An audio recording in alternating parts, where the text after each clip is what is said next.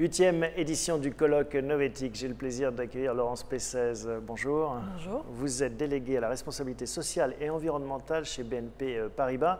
Une première question, les grandes lignes de la politique climat de BNP Paribas, quelles sont-elles ? Tout d'abord, continuer à financer l'énergie telle que nous le faisons depuis longtemps, puisque nous sommes un acteur très important sur ce secteur, tout en étant en ligne avec le scénario 2 degrés de l'AIE, ce qui implique de financer un petit peu moins de charbon et beaucoup plus de renouvelables, pour faire simple. Un petit peu moins ou beaucoup moins de charbon, parce que c'est vraiment l'enjeu.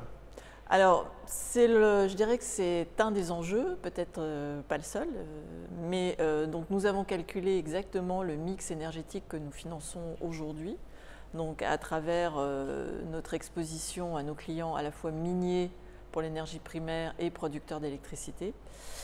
Donc nous avons exactement la part de charbon et la part d'électricité d'origine renouvelable. Nous l'avons comparé au mix mondial. Il ressort de cette comparaison que nous sommes déjà en avance par rapport au mix mondial, parce que pour être tout à fait précise, nous avons 23% de charbon dans notre mix énergétique financé, alors qu'au niveau mondial, le charbon représente 40% de la fourniture d'énergie. Donc nous l'avons projeté ensuite à l'horizon 2040 en regardant le scénario AIE. Pour atterrir à combien ? Et voilà, donc nous devons passer de 23% de charbon à 13% de charbon et nous devons passer de 23% de renouvelables à 50%. Est-ce que quand on est une banque, c'est un arbitrage parfois difficile ou est-ce que la question ne se pose même plus ? Est-ce que parfois on peut se dire, bon bah quand même, c'est des investissements intéressants d'un point de vue financier et donc on se pose encore des questions. Comment ça se passe ? Alors c'est toujours un arbitrage parce que derrière des chiffres, il y a des clients, il y a des entreprises, il y a une relation souvent de long terme.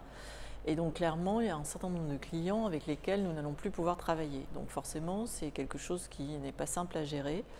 Et donc c'est en cela que notre politique est vraiment une politique mordante. Par ailleurs, on réfléchit, comme toute entreprise, en termes de risque-opportunité. Et aujourd'hui, nous considérons qu'il y a plus de risques à continuer à financer des entreprises qui n'ont pas pris le virage de la transition énergétique. Et en revanche, énormément d'opportunités avec le développement des énergies renouvelables, le développement de l'efficacité énergétique. Donc, au bout du compte, je pense que le bilan sera tout à fait positif pour nous. Est-ce que toutes les banques vont dans la même direction, plus ou moins vite on imagine, ou est-ce que c'est encore un facteur de différenciation commerciale et certains jouent le jeu de la décarbonation et d'autres non ?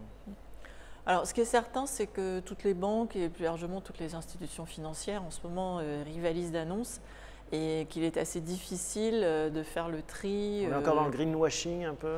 Alors non, je ne qualifierais pas ça de greenwashing, simplement il est difficile d'évaluer la réalité de l'effort. Il est toujours simple d'annoncer qu'on renonce à des choses qu'on faisait très peu. Donc c'est là qu'il est difficile de discerner la réalité des engagements. Mais moi je choisirais de regarder le verre à moitié plein et de constater qu'il y a véritablement une dynamique qui est en marche. Et qui est très positive et qui se traduira forcément dans les faits. En matière de charbon, on se rend bien compte que on ne peut pas forcément simplement mettre tout le monde dans le même panier. Et vous, en particulier, vous distinguez OCDE et non OCDE.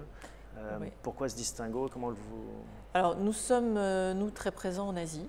Nous finançons beaucoup l'énergie en Asie, puisqu'il ne vous aura pas échappé que c'est une des régions du monde dans lesquelles il y a un besoin d'accès à l'énergie très fort. Et il se trouve que les pays d'Asie, bien que tout à fait conscients du virage qu'ils ont à prendre pour limiter leurs émissions, vont le faire à un rythme qui n'est pas forcément le même que les autres régions du monde. Donc la question est de savoir si nous voulons les accompagner dans cette transition. Et donc il faut un minimum d'empathie pour comprendre qu'ils peuvent passer par une utilisation encore importante du charbon, voire plus importante dans certains pays, tout simplement dans une phase transitoire avant de pouvoir réduire leurs émissions. Quitte à augmenter le pic d'investissement avant de permettre de le faire redescendre ? L'augmenter en étant néanmoins très sélectif, c'est-à-dire que par exemple en Asie ou en Afrique, nous n'accompagnerons que les entreprises qui de toute façon ont pris des objectifs de réduction de leurs émissions. C'est-à-dire que par exemple une entreprise peut être très exposée sur le charbon, mais décider de faire du charbon moins émetteur de CO2, donc en remplaçant par exemple des anciennes centrales par de nouvelles. Et donc je pense que quand on est un acteur important dans ces pays, il faut être au minimum en phase avec les engagements pris par les gouvernements et donc être un petit peu nuancé dans ce qu'on peut demander. Laurence Pessez, en tant que banque, vous avez aussi vous-même des actionnaires, des investisseurs. Est-ce que vous ressentez une pression de leur part, qu'ils soient institutionnels ou particuliers, pour justement accompagner ces évolutions dont on vient de parler? Alors, s'agissant des actionnaires individuels, assez peu. C'est assez marginal. Je dirais que l'actionnaire individuel est encore assez peu sensible à ces sujets qui sont peut-être loin de ses préoccupations immédiates. En revanche, du côté des investisseurs institutionnels, on sent effectivement une pression beaucoup plus forte qu'auparavant. Auparavant, elle était le fait de quelques investisseurs de niche, alors qu'aujourd'hui, c'est vraiment une question tout à fait courante dans les demandes de nos investisseurs qui vont même jusqu'à nous demander comment le risque carbone impacte l'allocation du capital. Enfin, ils sont vraiment très soucieux qu'on puisse leur démontrer la pérennité de nos investissements et de nos financements dans un scénario avec une réglementation beaucoup plus restrictive sur les émissions. Donc en fait, ils arrivent après les ONG en termes d'histoire, mais ils ont un impact et un poids forcément financier notamment beaucoup plus conséquent. Oui, c'est clair, les ONG nous parlent du risque carbone depuis de nombreuses années.